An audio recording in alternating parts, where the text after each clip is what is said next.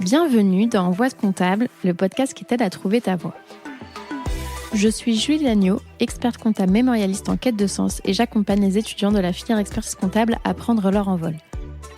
Je parcours la France à la recherche d'anciens étudiants en comptabilité et nous retraçons ensemble leurs doutes, leurs échecs, leurs expériences et bien sûr leurs réussites. Aujourd'hui, ils sont experts comptables, commissaires aux comptes, DAF ou encore contrôleurs de gestion, parfois même professeurs ou entrepreneurs. À travers ces parcours inspirants, j'espère te montrer que non, en compta, il n'y a pas qu'une seule voie. Bonne écoute!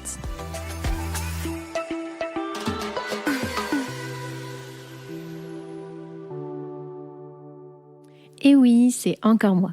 Juste un petit mot pour t'annoncer la grande nouvelle. J'ai écrit un livre aux éditions Vuibert qui s'appelle Réussir l'expertise comptable et qui condense mes 6 années d'expérience en tant qu'étudiante et jeune professionnelle du chiffre. Les 200 pages sont réparties en 3 grands thèmes qui sont l'état d'esprit pour se dépasser personnellement et professionnellement, les révisions pour décrocher ses diplômes et enfin la vie professionnelle pour trouver la voie qui te correspond. Il est déjà disponible en librairie, sur la Fnac, sur Amazon, en format physique ou digital. Donc si ça t'intéresse, je te mets le lien dans la description de l'épisode. Et maintenant, je te laisse en très bonne compagnie avec l'invité du jour.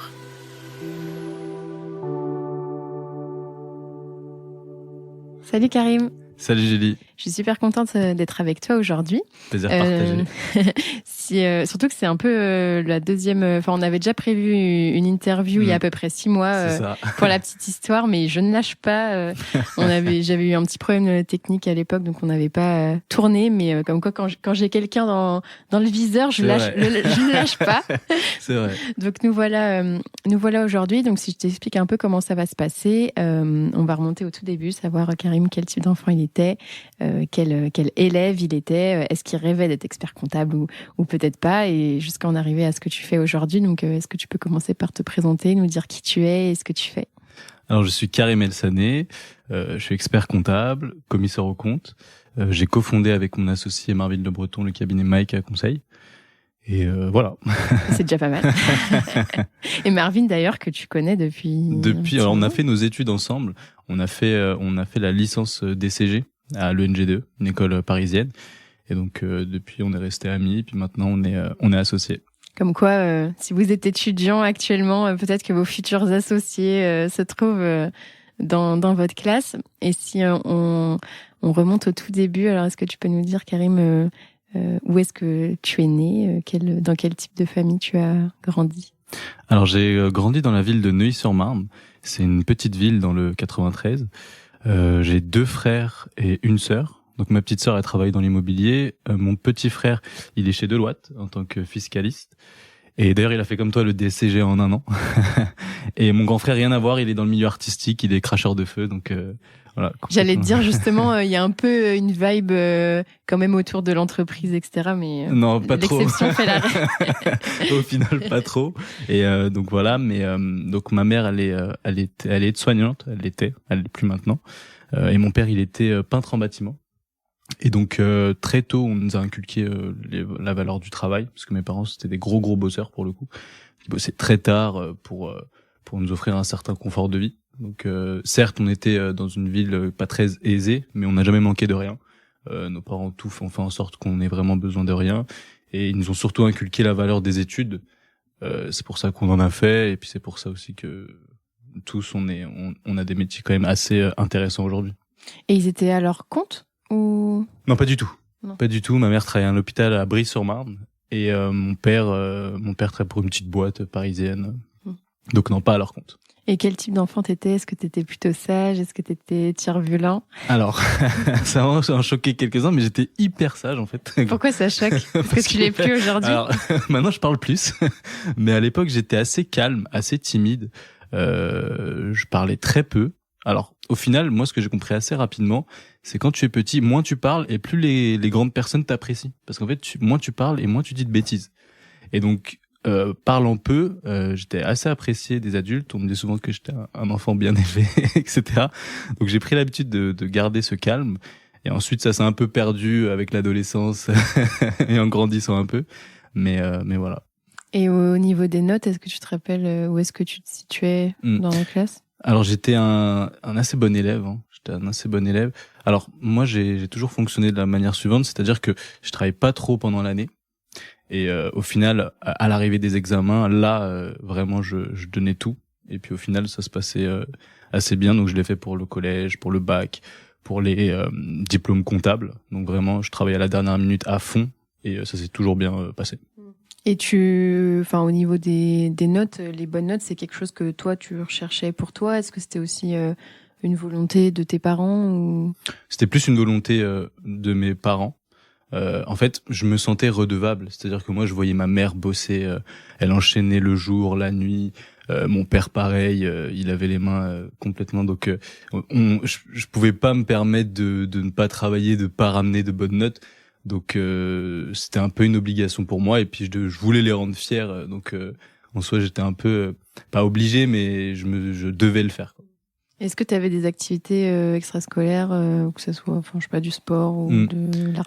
Alors on est très fan de sport de combat dans ma famille, donc j'ai fait pas mal de sports de combat. J'ai fait de la boxe, j'ai fait du kung-fu, j'ai fait du judo. Je changeais tous les 2-3 ans parce que je m'ennuyais à force, mais donc tous les 2-3 ans je changeais. Donc j'ai fait pas mal de sports de combat. Aujourd'hui je suis encore un grand fan de sport de combat. J'ai pas le temps de pratiquer, mais je compte me remettre au MMA si les gens connaissent. Je pense que je vais reprendre peut-être l'année prochaine. Et est-ce que tu avais des idées de métier que tu voulais faire? Alors pas du tout. Pas du tout. Par contre, mes parents avaient une idée très claire des métiers que je devais faire. Donc, pour les citer, c'était médecin, avocat, et puis voilà, donc ou ingénieur. Donc il fallait être médecin, donc, il n'y avait pas expert comptable. Non, alors. non. Je pense même pas qu'ils connaissaient le métier. Moi, je connaissais rien au métier. Donc c'était un des 3 métiers. Et donc le souci en fait, c'est que j'ai eu très tard l'idée de ce que je voulais faire au final. Je vais te le dire maintenant, mais au final, donc jusqu'au lycée. Alors après le collège, je savais toujours pas ce que je voulais faire. Du coup, j'ai choisi la filière la plus générale possible, à savoir la filière ES, ce qui me permettait vraiment de choisir un peu plus tard le métier que je voulais. Et donc arrivé en terminale, je savais toujours pas ce que je voulais faire. Donc là, ça devenait un peu alarmant. Je voulais pas faire avocat comme mes parents le voulaient. Médecin, ça me disait pas trop non plus. Et donc ce que je me suis dit, c'est que j'allais faire une année de travail pour réfléchir et voir ce que j'allais faire. Et donc une fois le bac obtenu, j'ai travaillé pendant 1 an en tant que AT bio et brancardier. En gros, l'AT bio, c'est la personne qui nettoie les salles d'opération une fois que les personnes sont opérées. Donc c'était un travail hyper difficile. Je voyais du sang tous les jours, des choses horribles. Ça te fait réfléchir au sens de la vie, exactement. Alors, ce qui est un peu compliqué, c'est que donc tu vois ça. Donc c'est un travail super dur. J'avais super mal au dos, mes mains étaient détériorées par les produits qu'on utilisait. Donc métier hyper difficile. Sauf qu'à la fin du mois, quand tu vois ta fiche de paye, c'est encore plus difficile parce que franchement, c'est pas très bien payé. Donc très difficile et mal payé.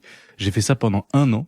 Et au bout d'1 an, je sors d'une journée hyper fatigante, j'ai mal partout. Et je vais dans les vestiaires, je prends mon téléphone et je tape sur Internet « métier qui paye le plus ». Et je tombe sur une liste et je vois « expert comptable ». Et donc, à l'époque, je savais pas du tout ce que c'était un expert comptable, j'avais jamais fait de comptabilité de ma vie. Mais étant un peu aventurier, je me suis dit « bon, bah on tente ». Et donc, j'ai regardé les écoles, je suis tombé sur le NGDE à l'époque.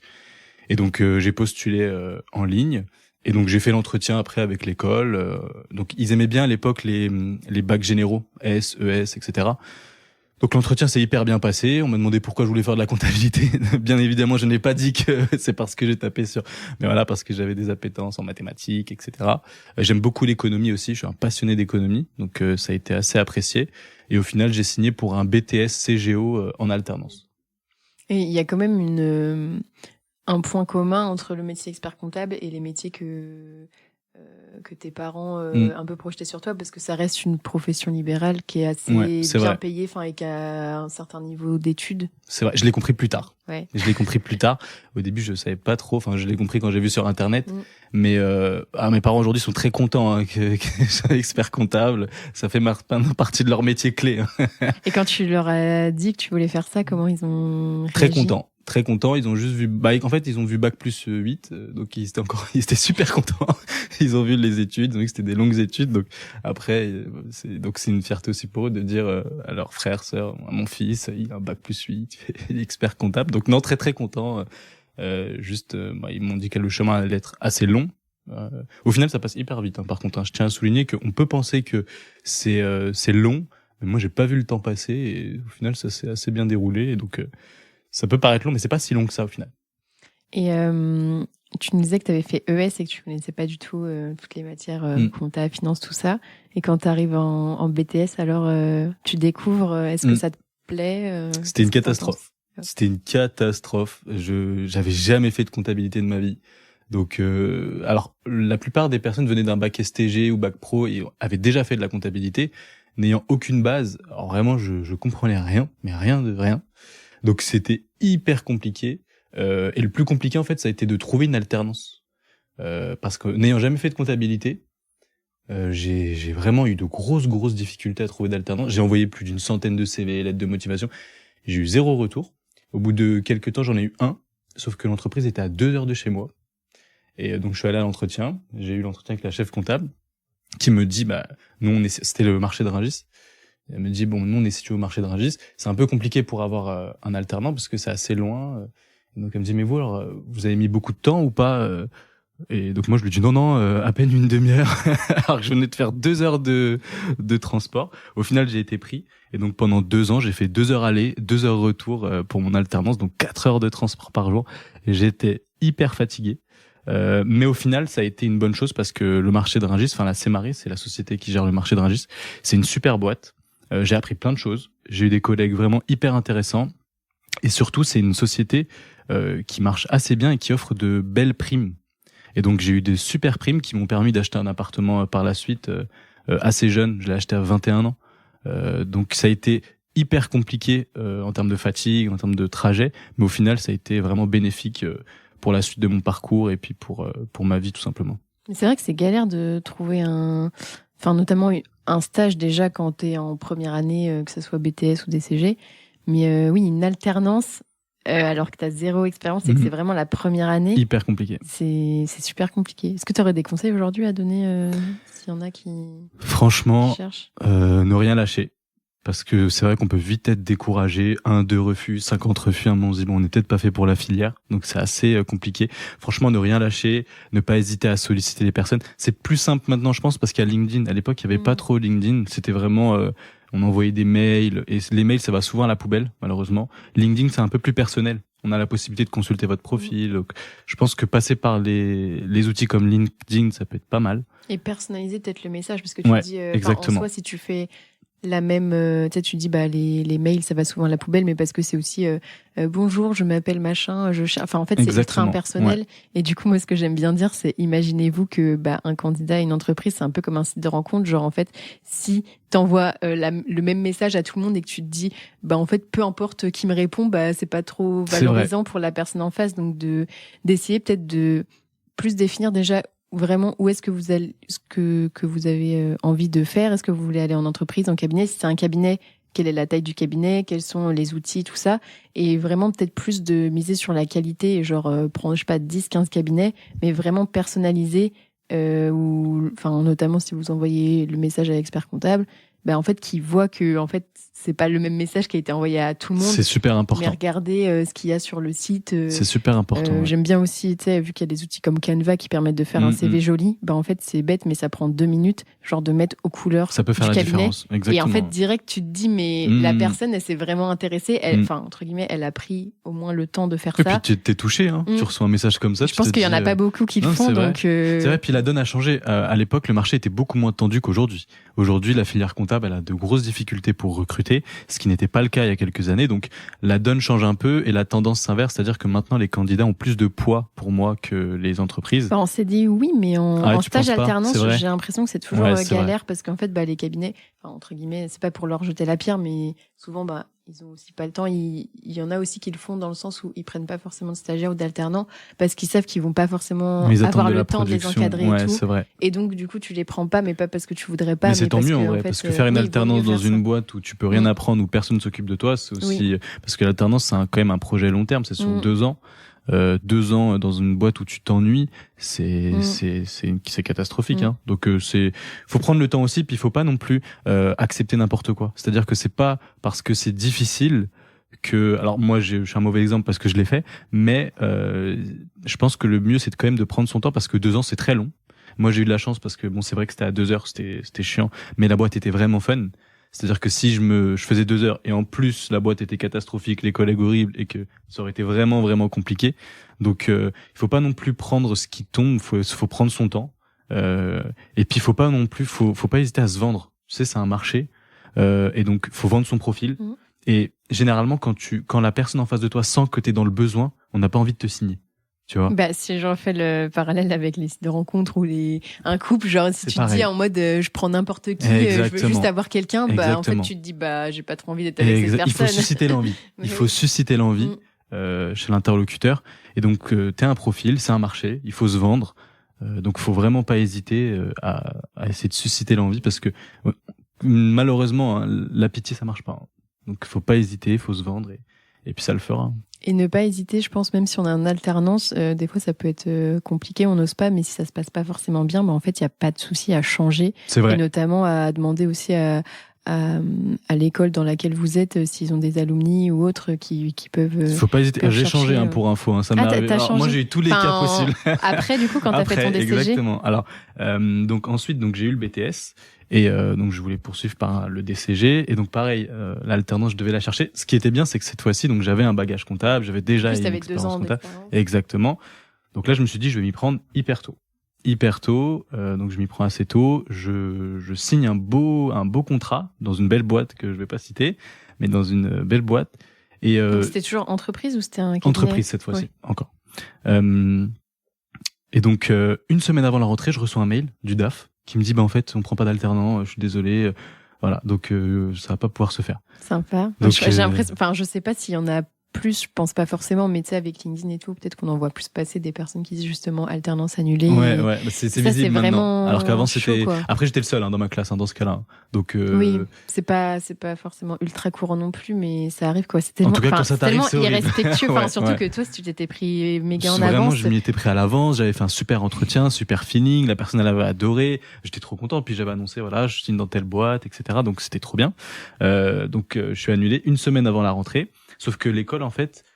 T'as une deadline, je crois que c'est à peu près 1 mois après la rentrée pour trouver ton alternance, sinon en fait tu peux pas te financer ton école. Ouais, un truc comme ça. Donc j'ai la pression, il me reste 3 semaines pour trouver une alternance en urgence, tout le monde a trouvé, je fais des entretiens, la première question c'est mais pourquoi vous y prenez aussi tard? Donc qu'est-ce que tu veux répondre à ça? Je dis bah voilà, mon alternance a été annulée, la personne en face de toi se dit bon bah, c'est un peu bizarre.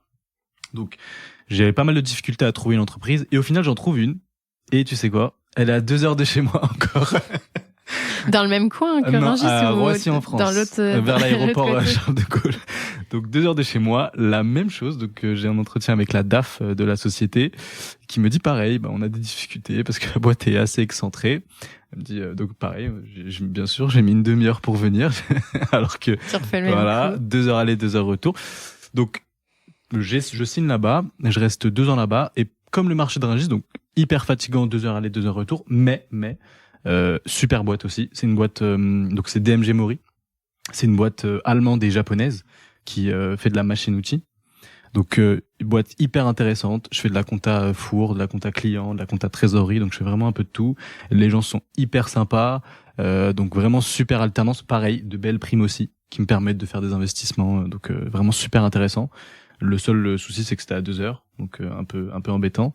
Mais donc quand même super alternance. Et donc pour le DSCG. Donc là, pareil, j'ai mon DCG, voilà. Donc pour le DSCG, la même chose. Je me dis là, je m'y prends à l'avance, et donc je signe dans une boîte d'assurance qui est assez connue. Tu voulais vraiment pas faire de cabinet? Non, alors non, c'était un choix de ma part parce que honnêtement, j'ai eu de très mauvais retours des cabinets. Des camarades qui étaient avec Exactement, toi. ouais. J'ai eu d'assez mauvais retours, et donc je voulais le faire le plus tard possible, à savoir pour le DEC. Donc j'ai fait le choix de pas faire de cabinet. En fait, je suis quelqu'un qui m'adapte assez vite, donc je savais que de toute façon j'allais m'adapter, j'allais pouvoir faire mon expérience, mais je voulais pas faire de cabinet dans un premier temps, surtout pas en alternance, parce que quand t'as un boulot difficile avec des gens avec qui tu t'entends pas, te consacrer à tes études, ça peut être compliqué. Donc j'ai fait le choix de faire de l'entreprise pendant mon alternance, et ensuite je suis passé focus exactement sur les études. Exactement. Et donc je signe dans une grosse boîte d'assurance. Je signe là-bas, c'est donc super bien payé pour le coup pour une alternance. Super bien payé, les gens m'ont l'air assez sympa. Donc je commence là-bas et en fait je me rends compte que je fais rien du tout. Alors j'ai rien à faire. Et donc je vais voir mes supérieurs, je leur dis bon bah concrètement il y a personne qui peut me donner du travail. Ils me disent non, on n'a rien à te donner. Donc un jour passe et tu sais il y a rien de pire que de rester dans un bureau. En plus on était 4-5 dans le bureau, les gens travaillent et toi en fait tu fais rien.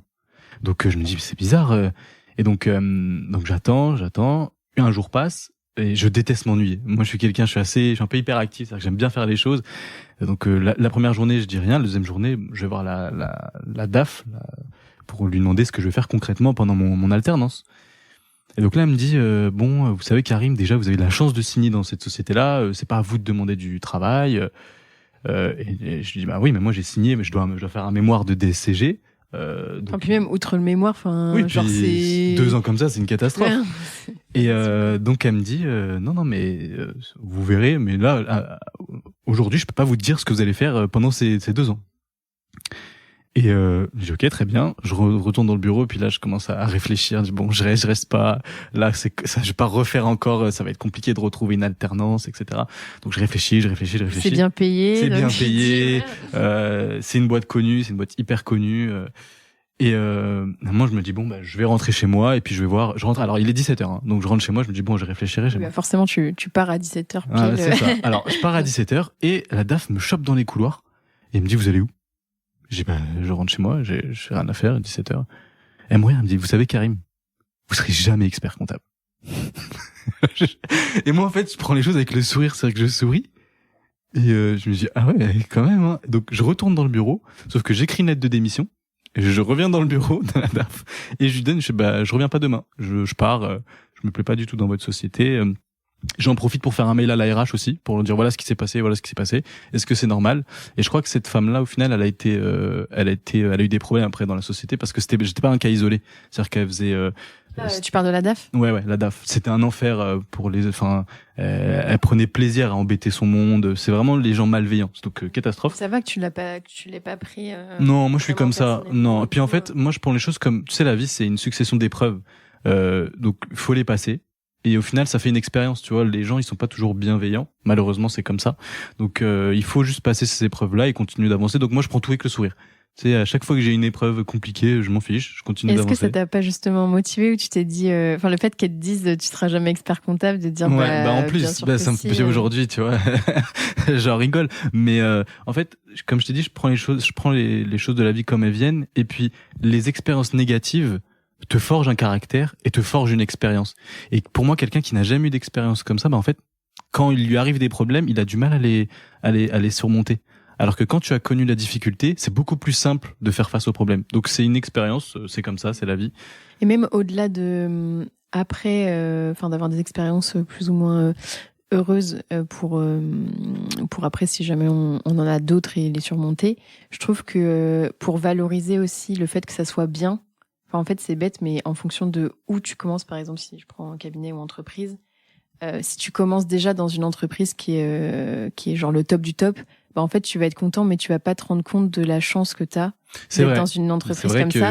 Alors que si t'as eu un peu des expériences, pas forcément toujours ouf, même si pas forcément très hardcore non plus, mais en fait, ça permet de dire, en fait, ici, c'est bien, et genre de prendre conscience que c'est pas le cas partout, et de la chance aussi. Après, l'idéal, c'est quand même d'avoir une belle boîte dès le début. Oui, mais ce que je veux dire, c'est que du coup, ton niveau de standard, tu vois, en fait, des fois, on se rend pas compte. Ou tu peux avoir grave de la chance et te dire, ah bah non, il y a ça qui va pas, du coup, je me casse, et en fait, tu vas dans une autre entreprise, et en fait, tu te dis, mais c'est quoi ce délire? Mais en fait, parce que tu te rendais pas compte. Après, je comprends que ça puisse être traumatisant. Moi, parce que t'imagines. C'est pour ça que je dis pas des trucs hardcore non plus, mais des petits trucs comme ça qui te font comprendre que en fait le monde du travail c'est pas le monde des bisounours, quoi. Et moi je crois aussi beaucoup en la destinée, c'est-à-dire que pour moi toutes les expériences qui m'arrivent ont un objectif. Et au final j'ai eu raison parce que donc je démissionne, je vais voir l'école me dit bon bah t'as 2 semaines pour trouver une alternance, sinon tu vas pas pouvoir rester. Je postule un peu partout et là je tombe sur une boîte, donc pour le coup la meilleure boîte que j'ai fait de ma vie, c'est un fonds d'investissement, donc un fonds de capital investissement appartenant au groupe Edmond de Rothschild, et donc je rencontre le DAF de l'époque, une super personne, super personne. Attends, mais t'avais trouvé comment? Parce que c'est pas une boîte, genre ils avaient mis une annonce comme ça sur Indeed un ou... peu. Alors non, c'est l'école qui m'avait aidé. C'est l'école parce qu'en fait, je remplaçais une fille, Célia d'ailleurs, très sympa et qui est DAF maintenant dans un fonds. Et donc je remplaçais Célia qui partait. Et donc je la remplaçais en tant que ah oui, en fait ils avaient déjà pris quelqu'un en alternance de l'école l'année d'avant. Et s'en allait dans un autre fonds. Et donc je la remplaçais. Oui, parce que genre comme ça tu me dis bah. Ouais non, la chance fond etc. Non en fait je remplaçais Célia. Donc... Ah ouais, expérience opportunité de fou en fait. Ouais, vraiment chance. Donc Célia s'en allait, je la remplaçais. Donc je rencontre le DAF, déjà profil très technique, personne qui a fait centrale, ingénieur de formation, ouais. Super personne, hyper bienveillante, vraiment quelqu'un en or, donc trop sympa. L'entretien se passe super bien. Et donc je fais un deuxième entretien avec les partenaires du fonds, pareil. On passe en fait 1 heure à parler de ma vie. Donc ça se passe super bien. Et puis je rencontre Célia aussi que je remplace. Célia qui a été vraiment une super personne, qui m'a formé, qui a été hyper bienveillante.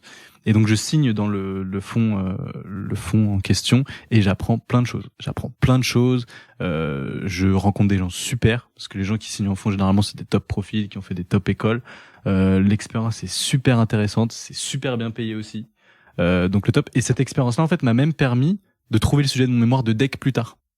Donc ça a été vraiment une top expérience pour moi. J'ai agrandi mon réseau déjà. Aujourd'hui, des clients du cabinet sont des anciennes personnes avec qui j'ai travaillé dans ce fonds-là. Donc super expérience. J'ai bien fait de partir de la société d'assurance.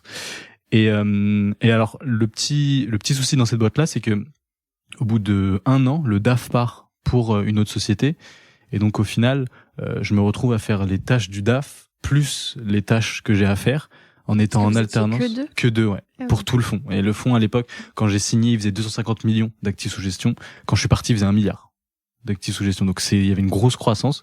Il y avait un cabinet quand même ou... Non, il y avait un cabinet, mais qui faisait simplement la compta. Et puis en fait, la révision, quoi. Ça, en fait, un fonds d'investissement, c'est une 40aine de structures. Il y a la structure principale qui est à Paris. Et ensuite, tu as d'autres structures. Et donc, le cabinet s'occupe de la structure de conseil qui est basée à Paris. Et nous, en fait, on s'occupait de toutes les structures annexes. Dans plusieurs pays, etc. Donc c'est un boulot assez compliqué qui demande beaucoup de temps et il faut absolument un DAF. Sauf que le DAF en alternance, ouais. Sauf que le DAF part et pour trouver un DAF, c'est un processus assez long parce que c'est un profil assez technique. Au poste de direction, ça prend longtemps. Ça peut mettre 6 mois, ça peut mettre 1 an, c'est assez long. Et donc je m'occupe de la transition, sauf que moi je suis assez limité parce que je suis en alternance. Donc je finis à pas d'heure, je fais des horaires, je finis super tard, minuit, etc. Mais j'apprends beaucoup et j'en profite pour négocier aussi mon salaire. Et donc je me retrouve avec un salaire de CDI temps plein alors que je suis en alternance. J'apprends beaucoup de choses et ça m'a fait vraiment monter en compétences. Les partenaires ont été super. Les partenaires, c'est les dirigeants, ouais, oui. C'est les associés du fonds. On traduit pour ceux qui. Ils ont été hyper reconnaissants et puis ça m'a vraiment donné des bases vraiment solides pour le reste de ma carrière. Donc ça a été hyper profitable pour moi. Donc tu restes les 2 ans. C'est ça. Il y a un nouveau DAF qui est arrivé sur la fin, il y a une nouvelle DAF qui est arrivée. Donc ce qui m'a, c'est qu'en plus j'ai fait la transition avec cette DAF là, c'est-à-dire que je devais lui expliquer les process, etc. Donc c'était top. Alors quand j'ai terminé cette expérience là, moi je voulais absolument faire le DEC. Et donc je pouvais plus faire de fonds d'investissement, il fallait que je fasse cette fois-ci de station du cabinet. Tu aurais pu faire 1 an en entreprise, mais après vu que t'avais que des expériences en entreprise, il fallait que j'en fasse. Alors donc j'ai commencé à postuler et là grosse claque parce que en fonds d'investissement c'est très bien payé. Donc j'ai eu des grosses propositions en sortie d'école. Et il faut les refuser pour aller. Et alors tu les refuses pour le cabinet. Et le cabinet, la proposition c'est moitié moins en rémunération. Donc ça n'avait rien à voir. Et quand je vendais mon expérience en fonds, les gens au cabinet me disaient mais on s'en fiche nous. Le fonds c'est bien, mais ça va pas nous apporter plus que ça. Nous ce qui nous apporte c'est ton expérience en cabinet. Donc en gros ils considéraient comme si tu avais 0 expérience. Pas beaucoup en tout cas. Ouais. Pas beaucoup parce que justement je me demandais le fait que t'aies été en entreprise. Alors certains pourraient se dire justement du coup c'est comme s'il avait pas d'expérience, mais moi je trouve que c'est super précieux parce que t'as la vision du client Et donc après, je trouve Mais que les cabinets pensent pas comme ça. On va te le reprocher. Le fait de ne pas avoir fait du tout de cabinet, après, ça fait ça tâche. dépend des cabinets, peut-être. C'est vrai. Comment tu le vends. Puis aussi, ça remonte aussi maintenant. Mais tu vois, des fois, j'ai des messages aussi d'étudiants ou de collaborateurs qui me disent j'ai fait que de l'entreprise, je vais aller en cabinet, comment je fais et tout. Et je leur dis, mais en fait, c'est trop bien parce que tu as la vision du client. C'est vrai. Tu vas accompagner les clients vrai, et tu étais dans l'entreprise. Donc toi, tu avais peut-être la relation des fois avec le cabinet et tout. Et donc, tu es de l'autre côté, tu sais quels sont les besoins potentiellement du client. Moi, je trouve ça trop bien. Mais c'est bien. Puis moi, peut-être que les cabinets. Je suis un bon exemple, c'est-à-dire que moi, j'ai eu aucun problème à travailler en cabinet. Au contraire, mes expériences passées ont été vraiment profitables. Donc, le problème, donc, c'est que les salaires n'étaient pas du tout les mêmes. Et donc, le choix se fait de se dire, bon, est-ce que je signe en fond pour un CDI très bien payé ou non, je signe pour beaucoup moins. J'investis plus sur moi en me disant je vais gagner plus après ou c'était plutôt alors c'est aussi même pas pour une question de gagner plus. Moi alors je te l'ai pas dit, mais le salariat ça m'a jamais intéressé. Dès le départ je savais qu'à terme je voulais faire mon cabinet. Donc ça m'a jamais intéressé plus que ça. Donc pour moi toutes les expériences que j'ai eues, je savais que c'était provisoire. C'était provisoire pour atteindre mon objectif de cabinet. Donc je savais que ça allait être provisoire, je savais que ça allait durer le moins de temps possible. Et c'est même pour ça que j'ai demandé une réduction de stage. J'ai pas fait le stage DEC en 3 ans. Moi, je l'ai fait en 2 ans pour vraiment réduire le plus possible ce moment-là. Et donc je signe en cabinet. Donc t'as galéré à trouver un cabinet pas du tout. Non, c'était juste qu'au niveau de la REM, c'est ça. Forcément... J'ai pas du tout ce que je voulais mais Et t'as choisi, t'avais des critères un peu. Je suppose que vu que t'avais quand même pas mal d'expérience, en fait tu te dis je veux faire je veux faire mon deck, donc faut que j'aille en cabinet et tout. Mais peut-être d'être un peu exigeant en mode moi je veux un cabinet où vraiment j'apprends des choses c'était ça ou je sais pas qui est digital, est-ce que tu avais alors des tu critères, peux pas ne pas avoir le salaire et ne pas avoir le cabinet que tu veux, donc non, j'ai eu un super cabinet, je faisais du commissariat aux comptes, un peu d'expertise. Tu voulais faire les deux, du coup, voilà, j'ai fait beaucoup de commissariat aux comptes. Donc j'étais en équipe avec monsieur Bounic, qui est devenu un ami maintenant, qui a créé son cabinet aussi dernièrement, qui a eu son deck depuis. Donc on a eu monsieur Moussa aussi, Michael Moussa, donc des super collègues qui sont maintenant des amis. Et donc super cabinet, super ambiance, tout s'est bien passé. Et au bout d'un an, en fait ma femme a été prise dans une école de commerce à Lyon, le M Lyon. Et donc, s'est posé la question de déménager à Lyon. Et donc, j'ai quitté ce cabinet-là au bout d'un an pour un autre cabinet basé à Lyon. Et donc, j'ai essayé de récupérer mon stage DEC. Parce qu'en fait, quand tu changes de cabinet, il faut que tu aies une lettre d'accord de ton nouveau maître de stage pour pouvoir poursuivre ton stage. Oui, en fait, il faut refaire un mini dossier. C'est pas aussi, il n'y a pas autant de paperasse que pour vraiment l'inscription. Mais surtout qu'en plus, toi, tu changeais d'ordre. Ouais. Donc, en gros, faut dire alors, à l'ordre, j'arrête. Et après s'inscrire au nouveau avec la un changement de maître de stage. La paperasse, c'est pas trop un problème, mais il faut que l'autre soit OK. Et donc moi, ce que j'ai fait, c'est que quand j'ai signé au cabinet à Lyon, ce que j'ai négocié, c'est signature de mes papiers le lendemain où j'arrivais.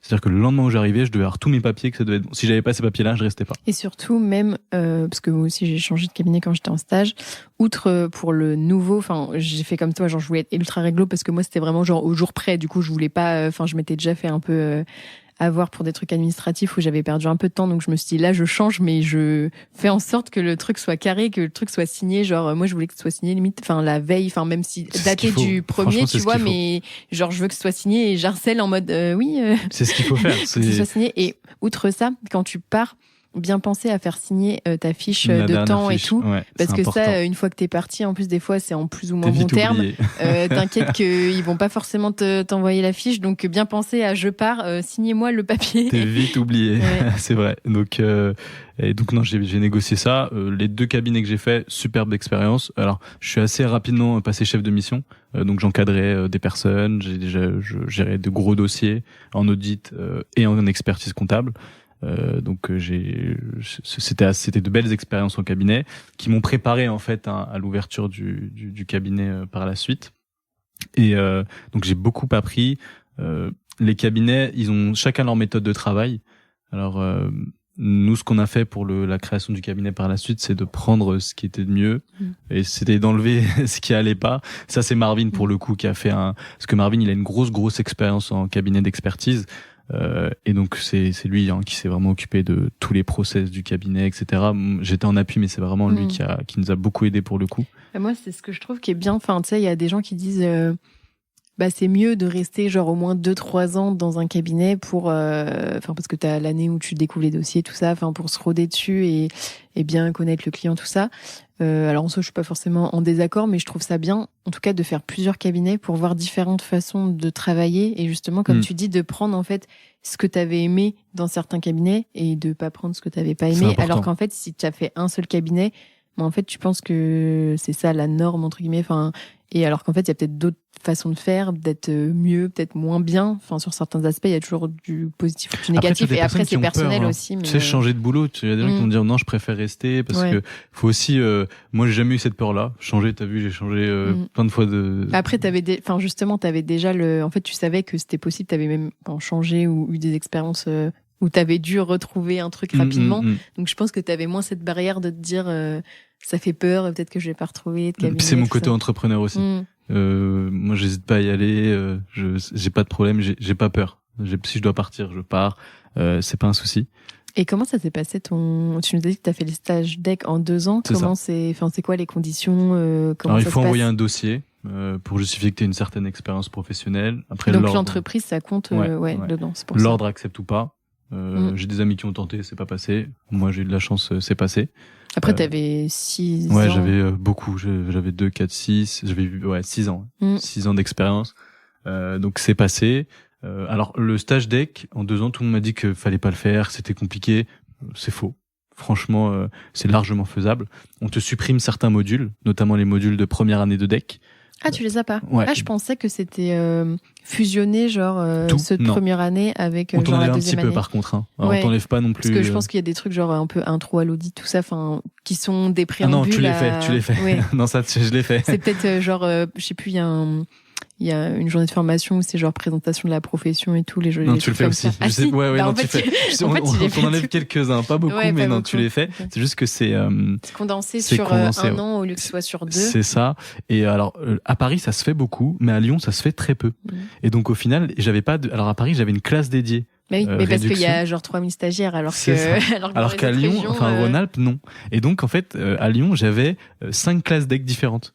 Pour chaque module, je me retrouvais dans une nouvelle classe. Donc t'avais pas vraiment une promo. Non. Alors qu'à Paris, j'en avais une, mais à Lyon, j'en avais pas. Et donc, je changeais à chaque fois de classe, et les gens étaient à chaque fois étaient très surpris de voir que je faisais le stage en 2 ans, et que c'était possible, malgré mon âge, parce que souvent, on se dit, il fait la réduction parce qu'il a 45, 50 ans. Oui. Ça arrive, il y avait des gens dans notre classe qui avaient cet âge-là. Et donc, j'avais plusieurs classes différentes. C'était assez marrant.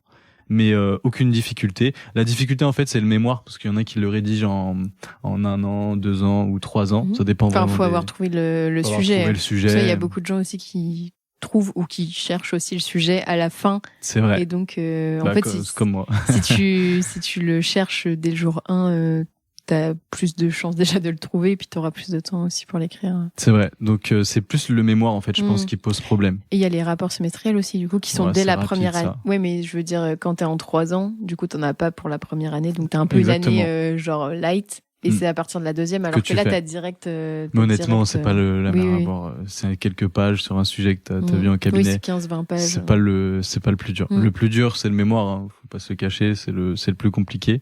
Après moi je l'ai rédigé ça en un été. Alors c'était quoi ton sujet, comment tu l'as trouvé? Tu dis que t'as galéré, tu peux nous expliquer un peu à trouver le sujet? Alors non, franchement j'ai pas galéré pour le coup. Mais tu l'as trouvé à la fin? Alors je l'ai trouvé à la fin parce que je m'y suis mis à la fin. Comme beaucoup. Ouais. Le sujet c'était le sujet sur les fonds d'investissement. En fait j'ai fait un sujet sur la création d'un fonds de capital investissement. Et en fait, moi, comme je te l'ai dit tout à l'heure, mais pendant mes études, je m'y suis mis toujours à la fin. Donc, t'as cette constance-là. C'est ça. Donc en fait, moi, je me réveille 2 mois avant l'échéance, 1 mois et demi, 2 mois, 1 mois et demi, 2 mois avant l'échéance, je me réveille et je m'y mets à fond. Alors quand je dis que je m'y mets à fond, c'est que je m'y mets à fond. Je commence hyper tôt, je finis hyper tard. Et c'est quoi hyper tôt, hyper tard? Alors je commençais à 7h du matin, mes révisions, et puis je finissais à 1h du matin, minuit, 1h du matin. En fait, j'avais vraiment tout le programme à refaire, donc c'était assez long. Et puis j'avais une épée de Damoclès, c'est que j'ai mon petit frère en fait dans la classe d'avant. Et donc si je ratais, je me retrouvais dans la même classe que mon petit frère aussi. Donc c'était une hantise. Il a fait aussi le même cursus. DCG, DSCG, et puis lui en plus il a fait le DS comme je te dis tout à l'heure. Et puis Fares pour le coup c'est quelqu'un d'excellent. Ça veut dire que son DSCG, je crois qu'il l'a validé à 16 de moyenne en 1 an, en étant en alternance chez Deloitte. Donc il est excellent. Et lui, alors contrairement à moi, c'est qu'il va bosser à fond à la fin et il va être constant toute l'année. Donc il a les 2 casquettes, ce qui fait de lui un profil exceptionnel, un profil académique exceptionnel. Et donc je pouvais pas me permettre de me retrouver dans la... Et donc j'ai toujours eu cette petite épée de Damoclès où je devais bosser pour avoir aussi mes examens. Et là où je suis plutôt content, c'est qu'au final j'ai toujours eu, que ce soit le BTS, le DCG, le DSCG, honnêtement je les ai validés haut la main. J'avais des très bonnes notes dans toutes les matières, donc c'était plutôt une bonne chose. Et pareil pour le deck au final, parce que je l'ai fait en 2 ans.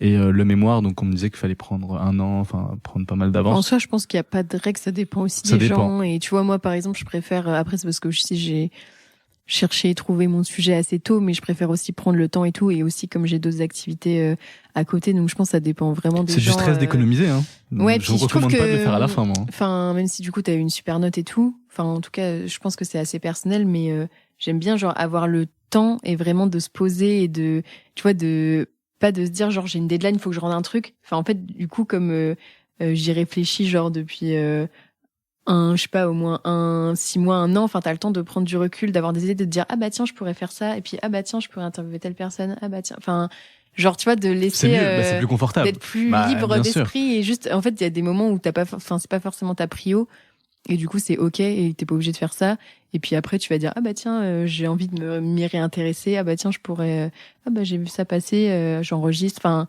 tu vois, d'avoir cette liberté-là. C'est beaucoup plus confortable, c'est beaucoup moins stressant, mais après, je fonctionne pas comme ça. Oui, non, mais c'est pour ça que je dis que c'est très personnel, c'est vrai. que tu disais, il y a des gens qui disent qu'il faut que ça prenne 1 an. Ben, en fait, il n'y a pas de règle et ça dépend de vous. Si vous êtes plutôt un profil comme Karim, ben, en fait, il n'y a pas de... En fait, la règle, c'est de s'écouter soi-même. Oui, c'est ça. Et de savoir, nous, comment on fonctionne. C'est ça. Et si on sait qu'il nous faut un gros Exactement. coup de... Et quand t'arrives au deck, tu te connais. Normalement, oui. t'arrives au deck, tu sais ce qui marche pas pour toi.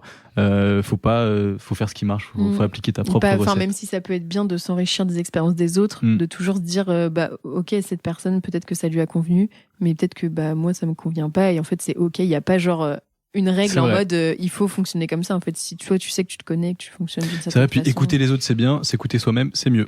Donc il faut pas hésiter à à prendre en compte les conseils, tout ça, mais bien après à se dire ou de tester. Des fois tu peux aussi tester, de dire ça a l'air une bonne idée.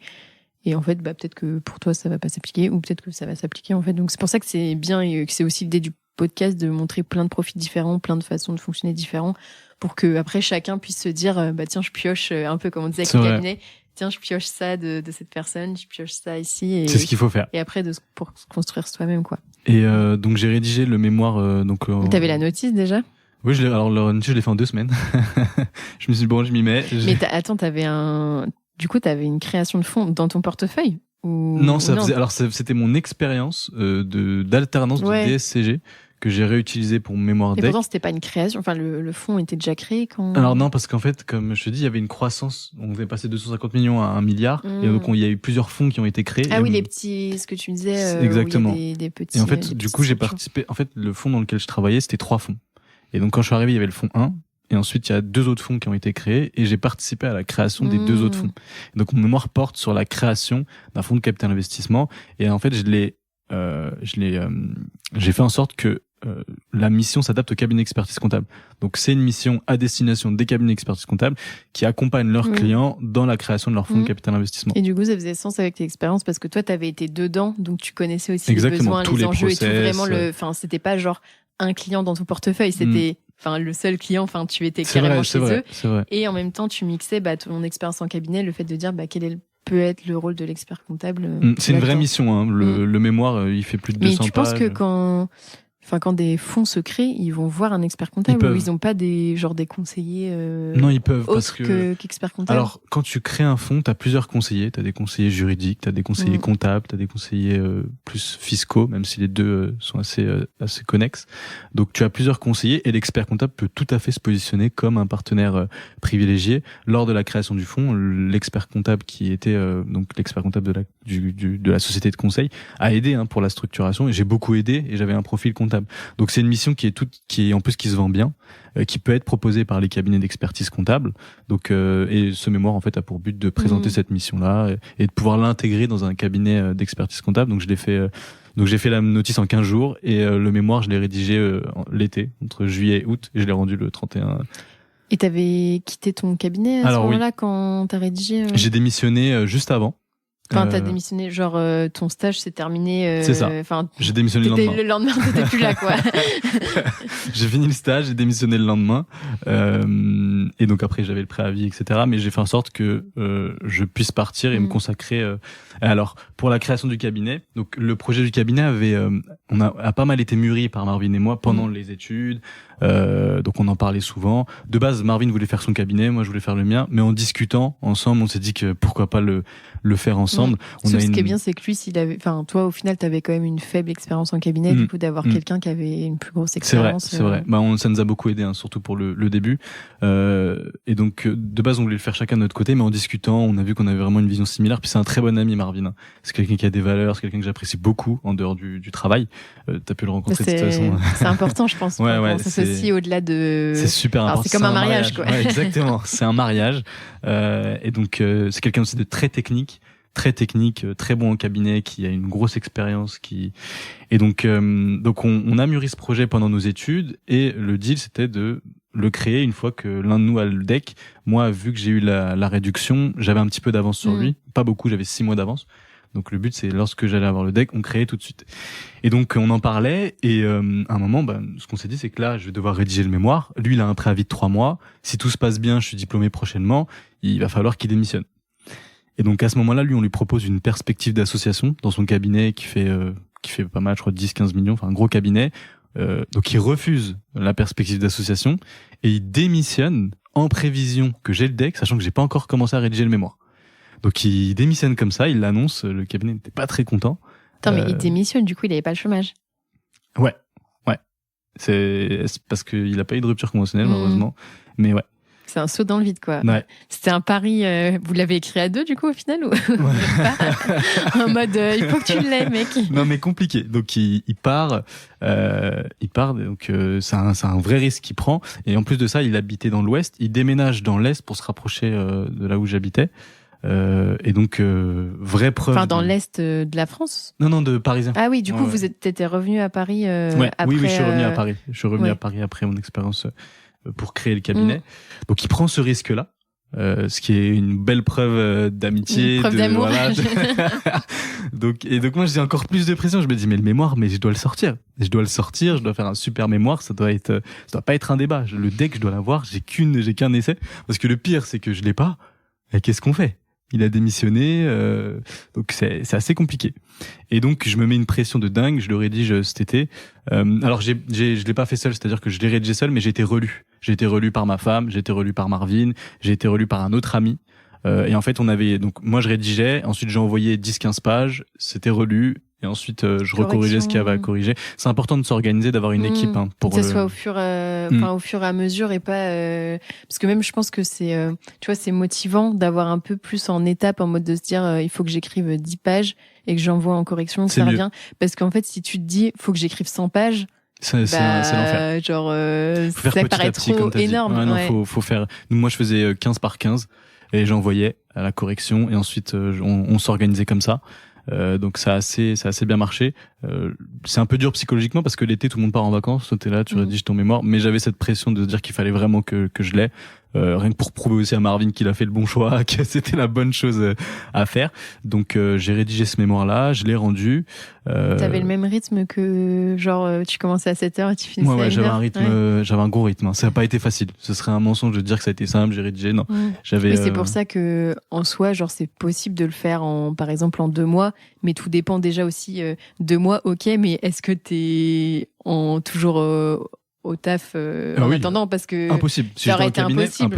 Donc c'est pour ça que en fait faut pas se dire juste ok c'est possible de faire en 2 mois, ou ok c'est possible de faire en 2 ans, mais en fait tout dépend de la situation dans laquelle t'es. Si t'as un taf, que t'as 2 enfants et que t'es en train de faire des travaux dans la maison, en 2 mois ça va être. Puis ça dépend ce que tu veux rendre aussi, parce que tu peux rendre un mémoire en 3 semaines si tu veux, mais après tu peux rendre un mémoire catastrophique. Donc ça dépend si tu veux genre tenter et voir si ça passe, ou ça dépend des si personnes. Tu veux vraiment border le truc pour que j'avais pas d'enfants, j'ai pas de problème, pas de travail. Donc au final, j'étais à la rue non, en fait. voilà, donc c'était beaucoup plus simple pour moi. C'était ton seul, enfin t'avais un truc à faire, c'était Exactement. ça, quoi. Et de toute façon, moi j'avais le projet en tête du cabinet. Et donc voilà, donc et puis aussi vis-à-vis de Marvin, c'était vraiment important pour moi de lui prouver qu'il avait fait le bon choix et qu'on puisse ouvrir le cabinet. Et donc j'ai rédigé et donc je le rends. Je suis plutôt content du mémoire que je rends. Marvin pareil, il était assez content, tout le monde était assez content. Et donc arrive l'oral un peu plus tard. Alors quand j'arrive à l'oral, honnêtement, je pense, je suis quelqu'un d'assez à l'aise à l'oral, j'ai pas de soucis. Mais franchement, j'étais assez stressé parce qu'en fait, il y avait beaucoup d'enjeux. Et puis, il y avait la pression de. Enfin, c'était Beaucoup pas juste d'enjeux. pour toi, c'était pas juste un oral. J'étais pas la seule partie prenante. Il y avait beaucoup d'enjeux, donc j'ai eu beaucoup de pression. Et tu l'as préparé cet oral? Ouais, je l'ai pas mal préparé. Je sais pas si t'as pris un organisme ou un truc. Non. Alors j'ai fait webinaires. J'ai fait l'ENOS, une petite formation de l'ENOS. Mais alors je me suis pas fait accompagner pour le mémoire DEC. Je suis pas fan moi de. Mais c'était pour l'oral que t'avais pris. Ouais, juste une petite presta pour les notes, juste que voir un peu si ce que je pense faire c'est bon. Oui. On m'a dit que c'était bon. Si ça correspond aux exigences académiques demandées, exactement. Mais j'ai pas voulu prendre de presta coaching parce que j'ai toujours travaillé seul en fait, que ce soit pour mes études ou pour le mémoire, et j'avais pas envie qu'on me dise quoi faire. Je m'étais un peu renseigné, les gens avaient l'air hyper sympas, ils ont l'air aussi de maîtriser ce qu'ils font, mais c'est pas quelque chose que j'avais envie de faire, je préférais le faire tout seul. Et donc j'arrive à l'oral assez stressé. Donc je m'assois, je vois donc 2 experts comptables qui vont être mon jury, les 2 qui ont à peu près 65-70 ans. Quand tu t'entraînes pour l'oral deck, ce qu'on te dit, c'est que le pire jury pour toi, c'est des personnes âgées. Pour moi, c'est faux. Et pourquoi c'est... Ouais, parce qu'apparemment, les experts comptables seraient aigris, et quand tu es jeune, que t'arrives à 29 ans, ça peut être éliminatoire. T'avais 29 toi quand t'avais... J'avais 28 ans. J'avais 28 ans. Donc ça peut être éliminatoire. Donc j'avais quand même cet a priori-là de me dire, bon, je tombe sur des personnes assez âgées, est-ce que ça va le faire ou pas? Et c'était ton... Parce que non... Enfin... Ouais, c'est l'un des correcteurs. C'était... de la notice d'agrément. Qui avait validé la notice, parce que des fois ça arrive, enfin même je crois que c'est souvent, que en fait t'envoies ta notice, donc c'est comme le DSCG en mode on ne valide que ton plan est ok. Enfin en théorie, si c'est validé et que tu fais pas trop de la merde à l'oral ou même dans l'écrit, que tu respectes ce que t'as fait, normalement c'est plus ou moins ok.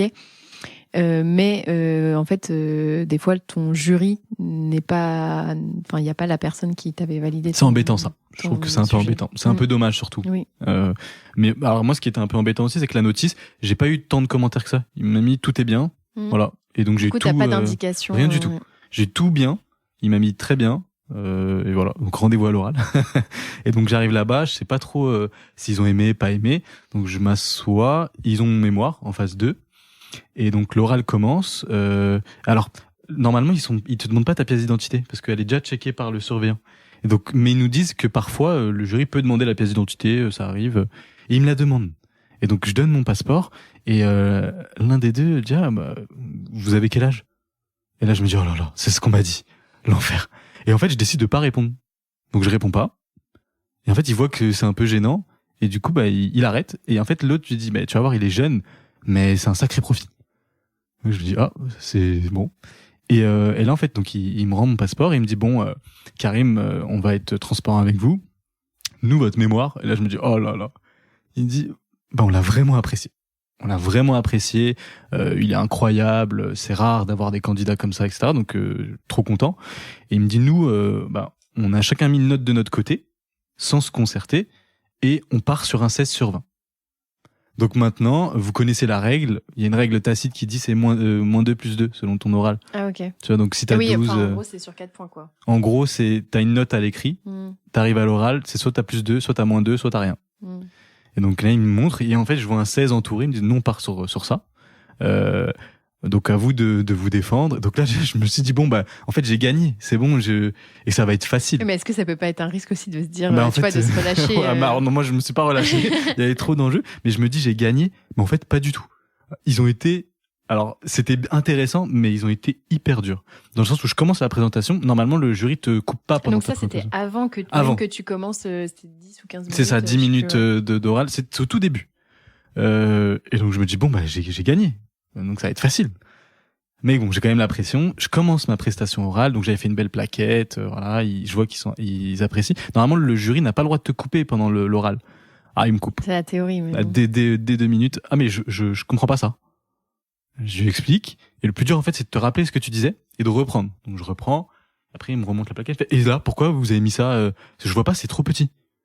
Du coup, j'ouvre le mémoire, je lui montre, j'ai dit, bah, vous voyez, c'est un peu plus gros ici, mais là, c'est juste pour vous présenter rapidement. Donc, il me coupe comme ça plusieurs fois. Je me dis, bon, au final, je pensais que ça allait être plus fluide que ça. Et donc, arrive le moment des questions. Et là, alors, ce qu'on t'apprend, en fait, quand tu te prépares à l'oral, c'est que moins on te pose de questions, plus c'est avantageux pour toi. Pourquoi? Parce que moins on te pose de questions, moins t'as la possibilité de te tromper. Donc, l'idéal, dans un oral deck, c'est qu'on te pose 5, 6, 8 questions. Et donc là, qui est technique, c'est de répondre en entonnoir. C'est-à-dire qu'on te pose une question, tu réponds de façon générale, ensuite tu vas de plus en plus en profondeur, et à la fin, tu les ramènes à ton mémoire. Et donc, c'est ce que j'ai voulu faire pour la première question. De faire durer plus possible C'est les ça. réponses, comme ça tu vas avoir moins de questions. Donc moins de Exactement. risques, C'est une technique à faire, il faut le maîtriser. Je maîtrisais assez bien, donc je commence à le faire comme ça. Et en fait, ils ont vu directement ce que je voulais faire. Et ils me coupent, ils me disent, bon, ok, on a un avis, vous avez compris, pas de problème. Et en fait, ils me coupaient à chaque fois, et ils m'ont posé, je pense, alors l'entretien a duré plus d'1 heure, 1h20, un truc comme ça, donc ouais, assez alors long. c'est 1 heure normalement. C'est ça. Et ils m'ont posé, je pense, une 60aine de questions. Mais en fait, ils ont ouvert mon mémoire et m'ont dit, ça c'est quoi? Ça c'est quoi? Pourquoi vous avez mis ça? Et c'était pas des questions bêtes. Ils l'ont vraiment lu, mon mémoire. Tout était entouré. Ils avaient vraiment tout regardé, tout regardé. Et moi, je pensais naïvement qu'ils maîtrisaient pas ce sujet-là, parce que le fonds de capital investissement, c'est un sujet assez technique. Et non, ils m'ont posé des questions super intelligentes, super poussées. Ils connaissaient. Ils connaissaient pas, mais ils sont intéressés, je pense, au sujet, et ils ont regardé de leur côté, mais ils le maîtrisaient super bien. Et ils m'ont posé une 60aine de questions. Donc pourquoi ça? Pourquoi ça? Pourquoi là? En page 1. Et ce qui les a un peu impressionnés, c'est que moi j'avais une technique, c'est que j'ai appris à peu près une 25 pages de mon mémoire. Et quand ils me posaient une question, je disais, bah, comme je l'ai énoncé en page 22, j'ouvre la page 22, je dis, bah vous voyez. Et en fait ils disent, oula, alors lui il rédige un mémoire, en plus il le connaît, en plus je lui pose une question, il ouvre son mémoire, il monte la page. Bah le gars il est trop préparé quoi. Et donc j'ai vu que c'était assez fluide mais hyper challengeant. Et donc l'entretien se passe assez bien. Et donc ça se termine. Et là ils me disent, bon, pas de surprise, hein, vous allez avoir une bonne note. Bon, déjà vous serez publié sur Bibliothèque, vous aurez une bonne note. Et ils me disent, bah on a hâte de savoir ce que vous allez devenir par la suite. Voilà, donc je pense que vous allez compter, etc. dans la profession. Moi j'étais plutôt content. Et donc je les remercie. Je leur dis que c'est toujours gratifiant de voir son travail payé, parce que c'était un travail, je vais pas dire assez long, mais compliqué. Et donc je pars, et au final ça s'est bien passé. J'obtiens la note de 18. C'est la meilleure note de la session, novembre 22. Du mémoire du coup. Ouais, du mémoire. Ouais. Mais après c'est rare d'avoir plus. Je sais plus exactement les stats, mais oui, je crois qu'en général la meilleure note c'est 18 et t'en as genre 10 sur. Ouais, c'est 600, exactement ça. Je crois qu'on est à peu près ça, une petite dizaine à avoir cette note-là. Après t'as le gros panier en fait, c'est entre, je crois c'est 12, 13. Et puis quand t'arrives à 15, t'as beaucoup moins de personnes, 16 beaucoup moins, et 18, 20 c'est assez rare. Donc non, super expérience. Et j'insiste là-dessus aussi, c'est que le deck, je trouve que c'est un super diplôme qui t'apprend à devenir un expert comptable. Tu t'en rends compte à la fin. Pourquoi? Parce que en fait, quand t'es expert comptable, certes, tu dois être un bon technicien, mais tu dois surtout être un bon communicant, connaître ta déontologie, savoir ce que tu peux faire ou ne pas faire, et surtout avoir la posture d'expert comptable. Tu vois? Et ça, en fait, tu l'apprends en rédigeant ton mémoire et en te présentant devant les jurys là. T'es face à deux clients qui t'embêtent et qui veulent tout savoir. Donc toi, t'es censé leur montrer en tant qu'expert comptable que t'es compétent. Tenir la route et savoir répondre. C'est super important.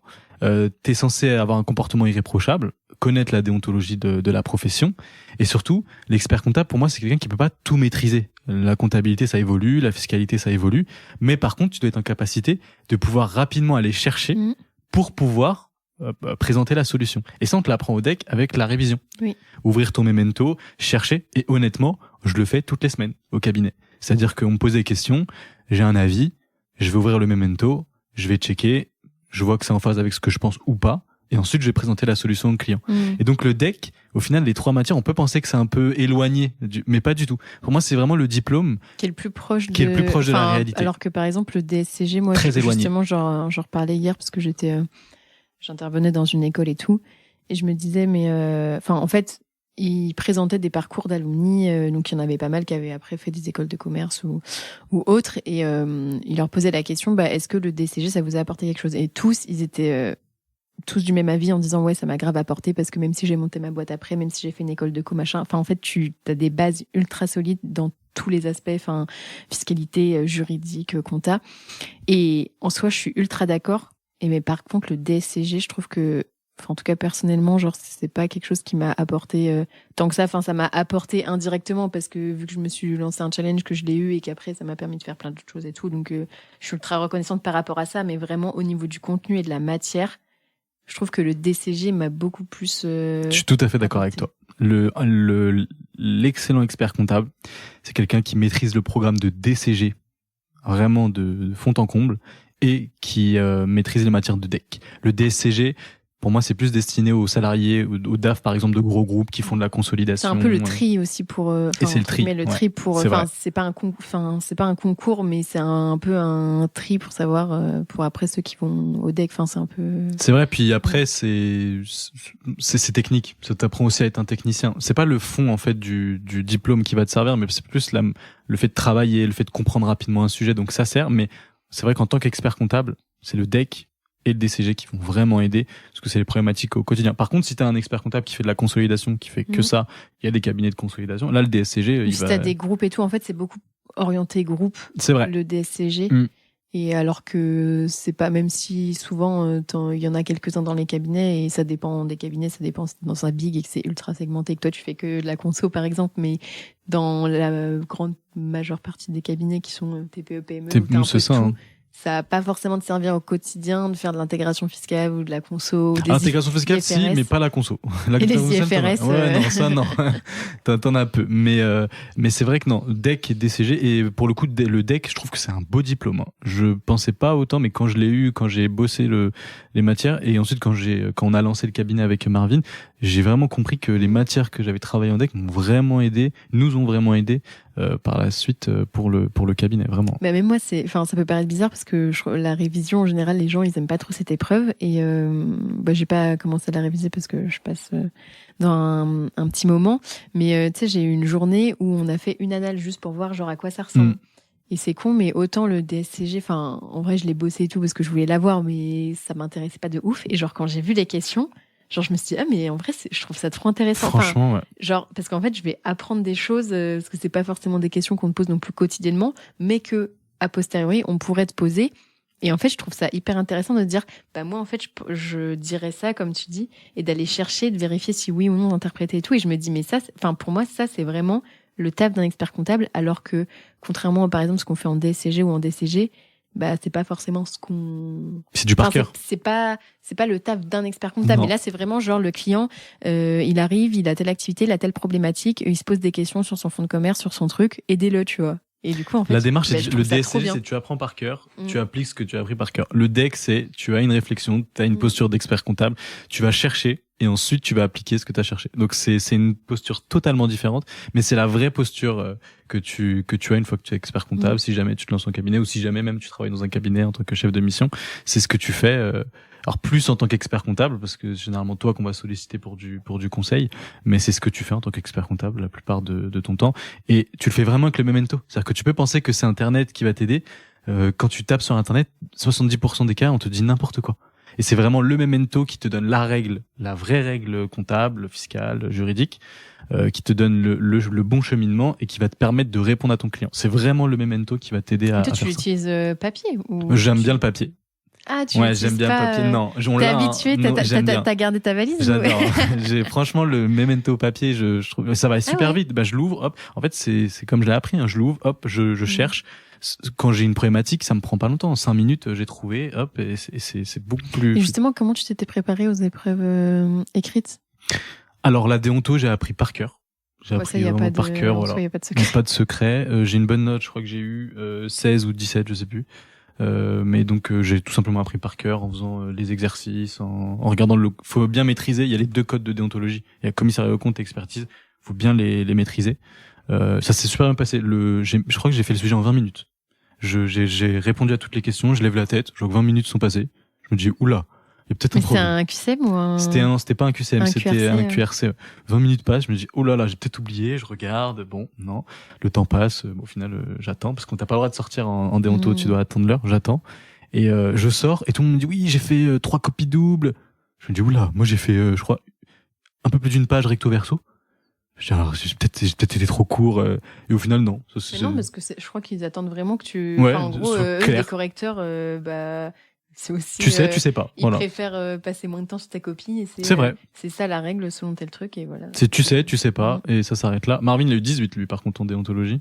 Et la révision, au final, je l'ai peu travaillé. Parce que c'est dur à travailler la révision. T'as rien à apprendre. C'est juste que tu dois t'entraîner, en fait, à chercher. Je le faisais déjà, en fait, au cabinet.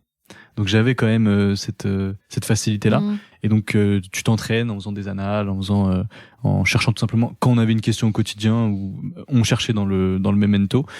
Ça nécessite pas un gros travail comme la déonto parce que la déonto c'est vraiment que du par cœur, tu dois tout maîtriser donc tu peux toujours travailler. La révision c'est soit tu l'as pas et de toute façon le sujet qui va tomber tu peux difficilement l'anticiper. Alors que la déonto souvent tu peux. C'est en fait c'est des sujets que t'as jamais traité en cabinet et en fait c'est pas grave, enfin c'est pas si tu sais chercher faut t'adapter puis la correction elle est différente, c'est-à-dire que y a pas de bonne ou mauvaise réponse. Des fois c'est sujet interprète, enfin si tu expliques enfin pourquoi ta démarche et ton analyse de pourquoi tu penses que c'est comme ça, en fait exactement, pas forcément une réponse. C'est une posture en fait, tu vois donc tu peux avoir une réponse un peu à côté du corrigé, mais si jamais tu as un raisonnement clair et que tu justifies ton raisonnement, ça passe. OK. Ce qui est trop bien. Hop, tu croyais quand même pas qu'on allait s'arrêter là. Il semble que notre invité était un tout petit peu bavard. Alors si tu veux connaître la suite de ses aventures, il faudra patienter jusqu'à la semaine prochaine.